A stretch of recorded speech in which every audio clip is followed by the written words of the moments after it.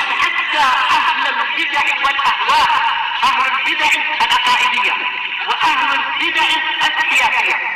أنا أقول بيننا وبينكم السلف، بيننا وبينكم الكتب، كان فيقول البدع بيننا وبينكم.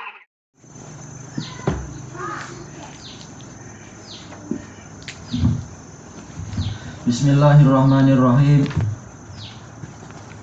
Qala Syekh Abdul Aziz Al-Rasyid rahimahullahu ta'ala,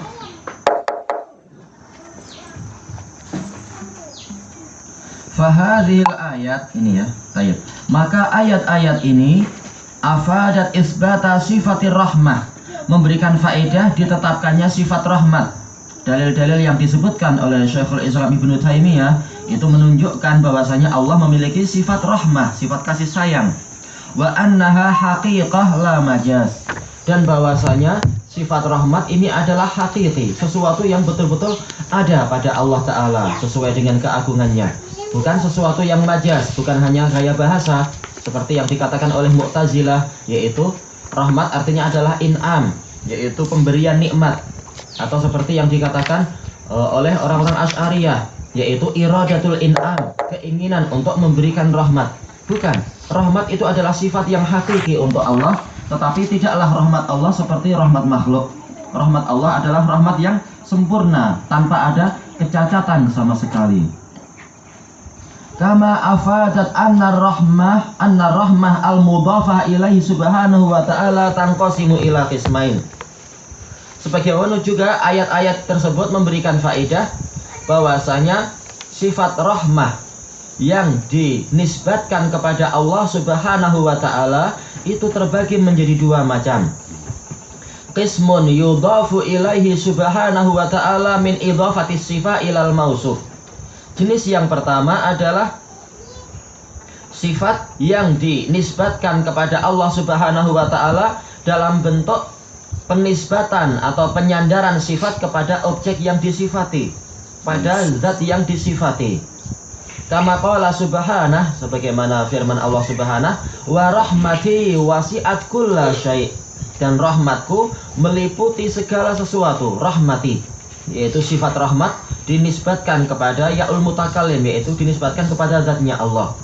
Ini adalah apa? Sifat disandarkan kepada zat yang disifati. Jadi ini adalah sifat Allah, yaitu rahmat meliputi segalanya.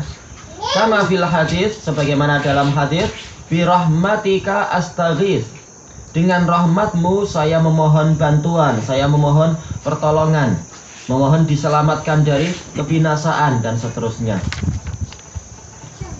Hadis ini diriwayatkan oleh Imam Tirmidzi pada nomor yang ke 3524, dan juga Imam An-Nasai nomor yang ke 10.405 dari Anas bin Malik.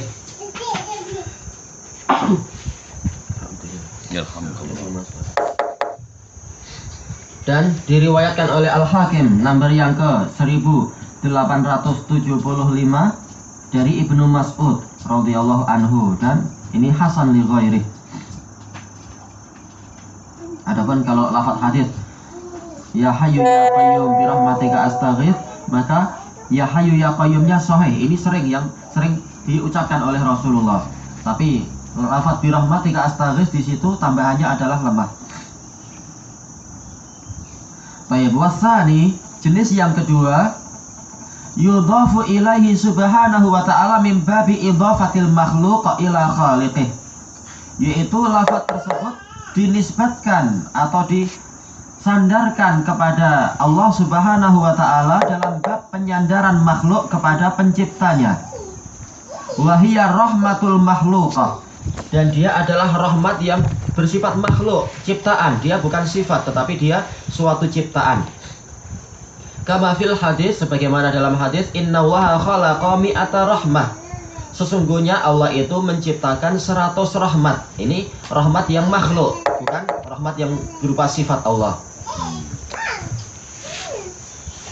Dan ini telah kita lewati, dia adalah hadis diriwayatkan oleh Bukhari dan Muslim.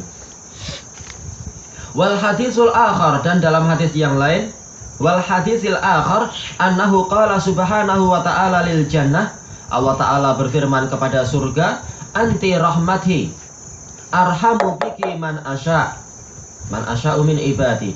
Engkau adalah rahmatku. Ini rahmat dinisbatkan, disandarkan kepada zatnya Allah. Tetapi ini rahmat apa? Rahmat makhluk. Kenapa? Karena telah dijelaskan dalam hadis ini yaitu surga.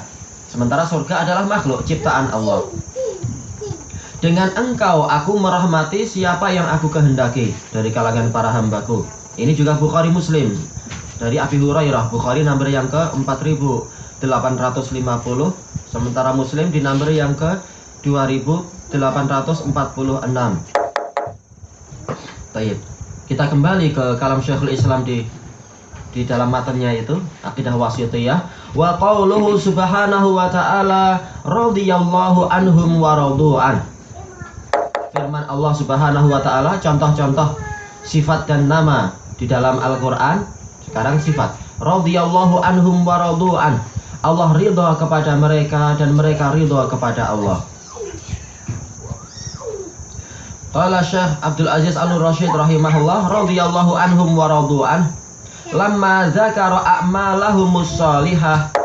Manakala Allah menyebutkan amal-amal mereka yang salihah, zakara annahu asabahum 'alaiha ridha.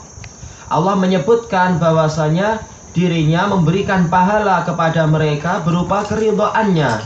Alladzi huwa a'zamu wa ajallu min kulli na'im. Yang mana ridha Allah itu lebih agung dan lebih mulia daripada segala kenikmatan. Qala ta'ala, Allah Ta'ala berfirman, wa ridwanum minallahi akbar, dan keridhaan dari Allah itu lebih besar. Setelah menyebutkan apa? Surga Aden. Setelah menyebutkan surga, Allah Ta'ala menyebutkan ini, keridhaan dari Allah itu lebih besar. Tayyib. Afadat hadhil ayah isbata sifatir ridha lillahi subhanahu wa ta'ala. Ayat ini memberikan faedah ditetapkannya sifat ridha untuk Allah Subhanahu wa ta'ala. Allah punya sifat ridha. Kama yaliqu bijalalih, sebagaimana yang layak untuk keagungan Allah. Tidak seperti keridhaan makhluk. Keridhaan Allah adalah keridhaan yang sempurna tanpa ada cacat sama sekali. Wala yuqal ar-ridha iradatul ihsan wal, dan tidak boleh kita katakan yang namanya ridha adalah keinginan berbuat baik. Ini adalah apa? Takwil dari orang-orang Asy'ariyah, betul-betul. Asy'ariyah dengan Maturidiyah, bahwasanya ridha itu kembali ke sifat iradah, iradatul ihsan. Wal ghadab iradatul intiqam, dan bahwasanya kemurkaan adalah keinginan untuk membalas. Kama taz'umuhul mubtadi'ah, sebagaimana yang dinyatakan oleh mubtadi'ah, iya, dari kalangan Asy'ariyah dan Maturidiyah. Fa inna hadza nafyun lis-sifah, karena penakwilan tadi adalah peniadaan terhadap sifat tersebut. Wa sarfun lil Qur'an an zahirihi wa haqiqatih, dan memalingkan Al-Qur'an dari lahiriahnya dan hakikatnya. Bi ghairi mujib, tanpa ada faktor yang mewajibkan itu. Wa hadza la yajuz, dan ini tidak boleh. Allah Ta'ala menyatakan dirinya punya sifat ridha, kita tetapkan itu. Hanya saja mereka menakwilkan kepada iradatul in'am. Kenapa? Yang namanya ridha itu adalah kegembiraan terhadap apa? Terhadap suatu kebaikan, karena keinginannya tercapai dan sebagainya. Sementara Allah tidak punya hajat kepada makhluk, kata mereka. Berarti Allah Ta'ala tidak punya keridhaan. Kita katakan itu gambaran yang ada pada makhluk, jangan ditetapkan pada Allah Ta'ala. Tetapi maknanya kita tetapkan. Adapun kalian menggambarkan keridhaan Allah dengan gambaran keridhaan yang ada pada makhluk, itu tidak benar. Kenapa? Karena sifat Allah tidak sama dengan sifat makhluk. Tetapi kita tetapkan sebagaimana yang Allah tetapkan. Hakikatnya lain. Hakikat keridhaan makhluk dengan hakikat keridhaan Allah jelas tidak sama. Itu dari satu sisi. Dari sisi yang lain, kalau kalian takwilkan kepada iradatul ihsan, keinginan berbuat kebaikan, iradah, makhluk juga punya iradah. Kenapa kalian lari dari ridha sementara kalian masuk kepada iradah? Sementara iradah juga sifat makhluk. Kalau tidak ingin menyamakan Allah dengan makhluk, jangan tetapkan pula iradah. Mereka mengatakan apa? Di dalam perdebatan itu, iradah Allah tidak sama dengan iradah makhluk. Iradah makhluk itu dibangun di atas hajah, keperluan. Sementara iradah Allah itu dibangun di atas apa? Rahmat Dia, dan juga apa? Di atas hikmah. kita katakan seperti itu pula seluruh sifat yang lain. Keridhaan, demikian pula ad-dhahik, tertawa, demikian pula beberapa sifat yang lain semuanya adalah seperti itu. Bahkan seluruh sifat Allah itu tidak sama dengan sifat makhluk. Kita tetapkan maknanya, tetapi hakikatnya lain dengan hakikat pada makhluk. Sementara pembahasan terhadap sebagian sifat itu adalah sama dengan pembahasan pada sifat-sifat yang lain. Maka sebagaimana kalian menetapkan iradah untuk Allah yang tidak sama dengan iradah makhluk, hendaknya kalian tetapkan pula keridhaan pada Allah tidak sama dengan keridhaan pada makhluk. Karena Allah Ta'ala telah menetapkan sifat ridho kepada dirinya itu. Maka kita tetapkan. Makanya di sini Ahlussunnah mengatakan kama yaliqu bijalalih. Kita tetapkan sifat ridho untuk Allah sebagaimana yang layak dengan keagungannya, bukan seperti makhluk. Dan lagi pula orang-orang Asy'ariyah itu pada hakikatnya mereka itulah yang menyamakan Allah dengan makhluk. Setiap kali Allah menyebutkan suatu sifat atau suatu nama, demikian pula Rasul menyebutkan suatu nama atau suatu sifat, langsung yang mereka bayangkan adalah sifat pada makhluk atau nama pada makhluk. Kemudian mereka melakukan pentakwilan. Berarti mereka itulah yang melakukan tasbih sebelum mereka menentang sifat tadi atau menakwilkan sifat tadi. Mereka itu masuk kepada tasbih.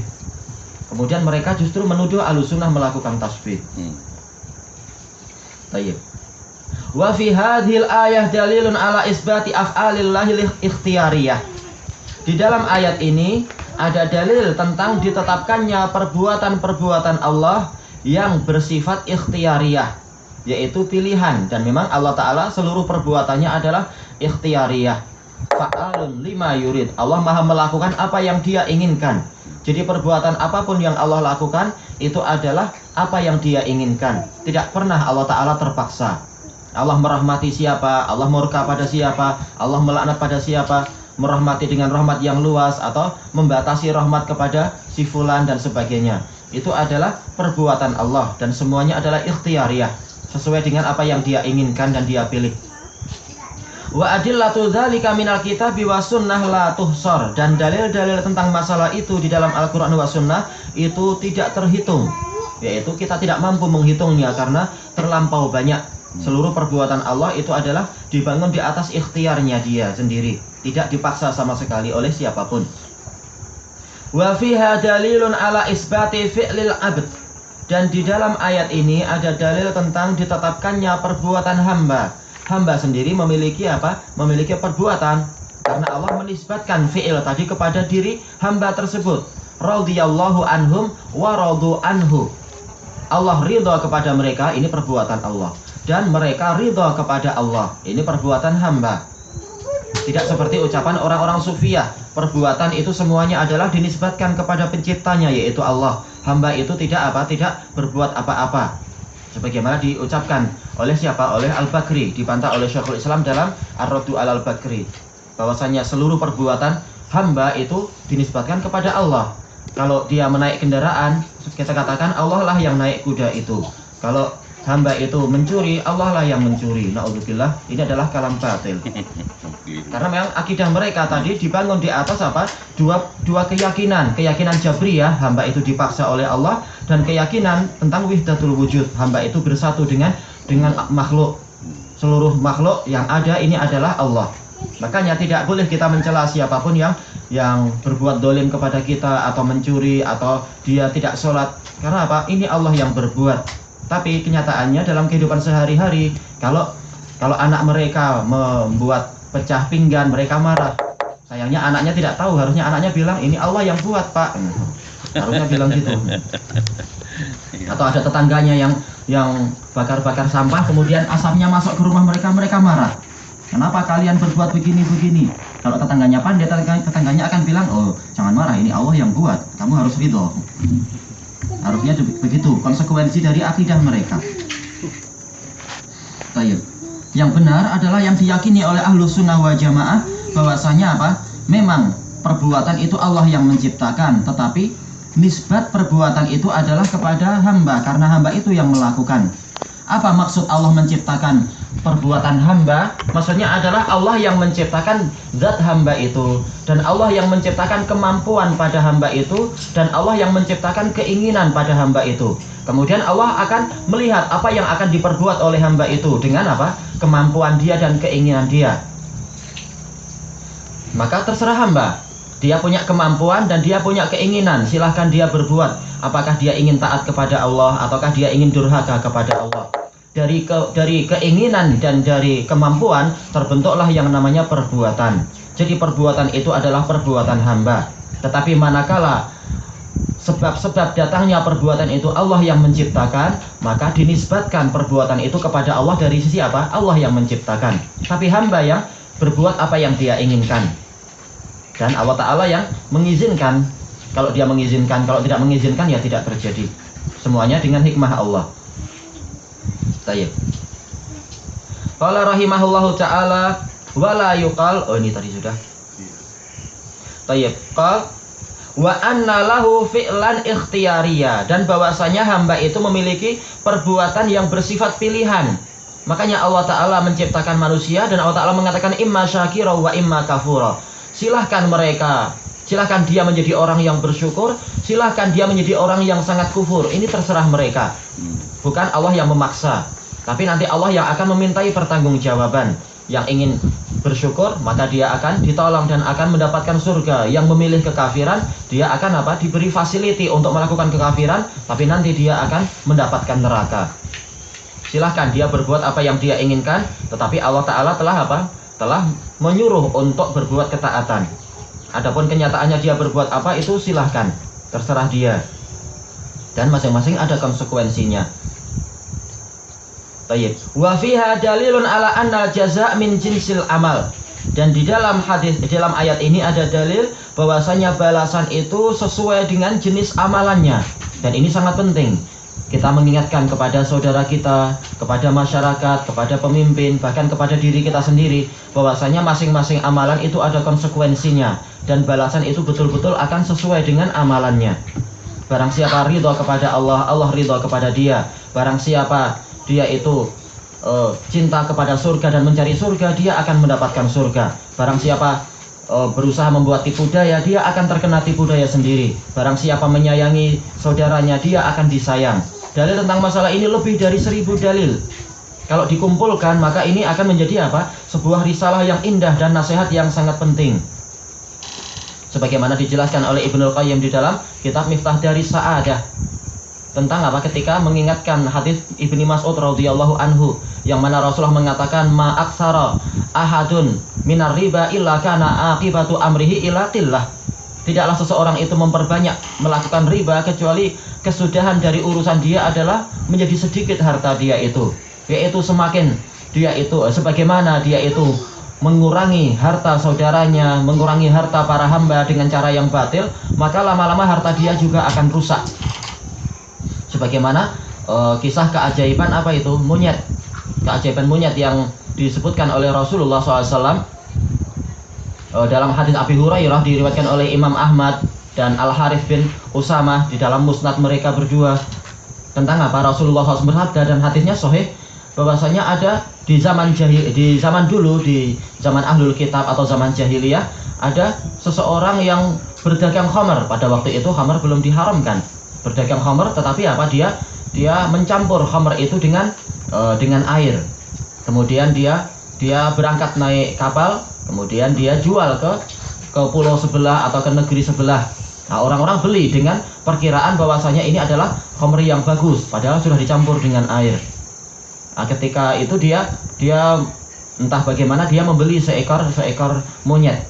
Kemudian mereka pulang, yaitu orang ini dengan monyetnya. Nah, ketika orang ini di atas kapalnya, tanpa dia sadari, kata Ibnul Qayyim menyebutkan bahwasanya orang ini tidur. Kalau dalam hadis tadi tidak disebutkan dia tidur, tapi dia tidak tahu memang. Monyet itu mengambil uang-uang dinar yang dia kumpulkan. Kemudian monyet itu naik ke atas bagian tinggi dari kapal itu. 1 dinar dilemparkan ke laut, 1 dinar dibiarkan di atas kapal itu. Demikian satu persatu. 1 ke laut, 1 ke kapal, 1 ke laut, 1 ke kapal sampai habis.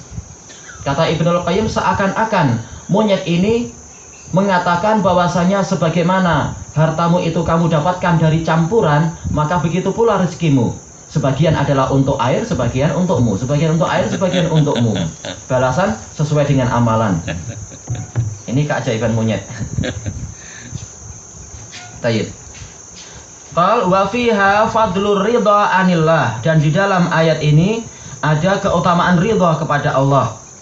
Yaitu apa? Dia akan mendapatkan keridhaan dari Allah, dan juga apa? Bahwasanya keridhaan dari Allah itu lebih besar daripada pahala surga. Wa ridha lughatan diddu as-sakhat wal karahah, lawan dari kemurkaan dan kebencian. Boleh kita membaca sakhat, boleh membaca as-sukhat. Wa qala ba'duhum, sebagian dari mereka mengatakan huwa sukunul qalbi tahta majaril ahkam, yaitu ketentraman hati di bawah alur dari hukum-hukum. Ini tentunya untuk para makhluk. Untuk Allah Ta'ala tidak demikian. Tapi untuk makhluk, maka ini adalah salah satu gambaran ridho, bukan ridho itu sendiri. Yaitu apa? Kita merasa ridho dengan takdir Allah. Hukum-hukum yang di alam semesta kita ridhoi, demikian pula hukum syariat kita ridhoi. Seperti ini gambarannya. Dan ini seperti yang disebutkan oleh Ibnul Qayyim di dalam Al-Fawaid pada halaman yang yaitu muka surat ke-99. Qala fi Fathil Majid, Syekh Abdurrahman Al-Syekh Abdurrahman bin Muhammad Al-Syekh, huwa an yusallimal abdu amrahu ilallah. Yang namanya ridho adalah sang hamba itu memasrahkan atau menyerahkan urusannya kepada Allah, wa yuhsina adzanna bih, dan dia berbaik sangka kepada Allah, wa yardha anhu fi sawabi, dan merasa puas kepada Allah di dalam pahalanya. Baik. Qala Ibnul Qayyim rahimahullah, ar-ridha yanqasimu ila salasati aqsam. Keridhaan itu terbagi menjadi 3 macam. Maksudnya adalah keridhaan makhluk tentunya. Ar-ridha billah, yaitu merasa ridha dengan Allah. War-ridha anillah, merasa ridha dengan apa yang datang dari Allah. Wa ar-ridha biqada'illah, ridha dengan ketetapan Allah. Far-ridha billah fard. Ridha dengan Allah itu adalah wajib. Setiap muslim dia harus merasa ridha dengan Allah. Jangan merasa tidak puas dengan Allah akhirnya mencari sesembahan yang lain, mencari ya semacam itu, mencari apa itu, Tuhan-Tuhan yang lain kata orang dan sebagainya. Jangan, kita sudah merasa puas dengan Allah Ta'ala, karena dia yang menciptakan kita, memberi rezeki pada kita, dan mengatur kita dengan sebaik-baik pengaturan dan seterusnya. Waridha anhu, ridha yang datang dari Allah, yaitu ridha dengan perkara yang datang dari Allah. Wa in kana min ajalil umur, kalau dia itu adalah termasuk perkara yang paling besar. Wa asyrafiha, dan yang paling mulianya. Falam yutalib bihi al umum, falam yutalab bihi al umum. Kebanyakan masyarakat, kebanyakan manusia tidak dituntut untuk ini. Li ajzihim anhu, karena mereka tidak mampu itu. Walaupun ini adalah perkara yang sangat bagus, makanya hanya penduduk surga yang mampu melakukan ini. Sementara tidak semua orang mampu untuk masuk ke dalam surga. Bahkan kebanyakan orang adalah penghuni neraka, kecuali orang-orang yang beriman. Orang-orang yang beriman sendiri bertingkat-tingkat, sebagaimana kadar keridhaan mereka terhadap Allah sendiri bertingkat-tingkat. Wa masyaqqatihi alaihim, dan karena perkara ini sulit terhadap jiwa mereka, karena ini memerlukan apa? Ilmu yang kuat untuk mampu ridha kepada apa saja yang datang dari Allah. Wa aujabahu ba'dhum, sebagian ulama mengatakan ini hukumnya wajib juga. Wa amar ridha bi kulli maqdi fala yajib. Adapun ridha kepada seluruh yang ditetapkan oleh Allah, ditakdirkan oleh Allah, ini tidak wajib. Kenapa? Bal al maqdi yang qasimu ila ma yajibur ridha bihi, karena perkara yang ditakdirkan oleh Allah itu terbagi menjadi 2. Yang pertama adalah apa yang, yaitu kewajiban, ridho yang memang wajib, yang itu perkara yang diridhoi yang bersifat agama, yaitu Allah ridho untuk kita beribadah kepadanya, kita syukur kepadanya dan sebagainya. Jelas ini kita harus ridho dengan ketetapan-ketetapan Allah yang bersifat agama. Qala ta'ala fala wa rabbika la yu'minuna hatta yuhaqqimuka fima syajara bainahum. Maka demi Rabbmu mereka mereka itu tidak beriman sampai mereka menjadikan dirimu itu sebagai hakim terhadap perselisihan yang terjadi di antara mereka. Al-ayah. Maka syariat apapun kita harus ridho. Wa maqdi kauni qadari, dan yang kedua adalah perkara yang Allah takdirkan, Allah tetapkan secara takdir, sesuatu yang bersifat alami ini. Wa in kana kufran aw maksiatan harumar ridha bihi mukhalafatan li rabbih. Kalau yang ditakdirkan Allah itu berupa kekufuran atau kemaksiatan, haram untuk kita meridhoi itu, karena itu menyelisihi Allah. Allah menakdirkan adanya orang yang tidak sholat, adanya orang yang menyembah patung, adanya orang yang berbuat kufur. Allah tidak ridho, tapi Allah menakdirkan itu. Maka kita tidak meridhoi itu. Tidak meridhoi dalam artian apa? Kita benci sebagaimana Allah juga membenci kemaksiatan tadi. Kita benci saudara-saudara yang berbuat jahat, kita benci perbuatan mereka, dan kita berusaha untuk menasihati mereka dan seterusnya. Nggak boleh kita ridho dengan kekufuran. Tayyib, fa innahu subhanahu la yardha bidzalik wa la yuhibbu. Karena Allah yang Maha Suci tidak meridhoi kemaksiatan dan kekufuran tadi, dan Allah tidak cinta itu. Tapi Dia takdirkan karena ada hikmah di balik itu. Tayyib, qala ta'ala wa la yardha li ibadihil kufr. Allah Ta'ala berfirman, Allah tidak ridho kekufuran pada para hambanya. Maka kita tidak boleh ridho kepada kekufuran. Al-ayah. Wa ammal qada'ul ladzi huwa sifatullah. Adapun ketetapan yang mana itu adalah sifat Allah. Allah punya sifat menetapkan. Wa fi'luhu, dan perbuatannya, faridho bihi wajib. Maka kita wajib untuk meridhoinya. Kita ridho dengan seluruh perbuatan Allah. Tayyib, intaha bitasarruf. Selesai dengan apa? Ada perubahan sedikit. Tayyib, ini diambil dari kalam Ibnul Qayyim dalam Madarijus Salikin yang kedua, muka surat 187. Ilahuna wallahu ta'ala a'lam.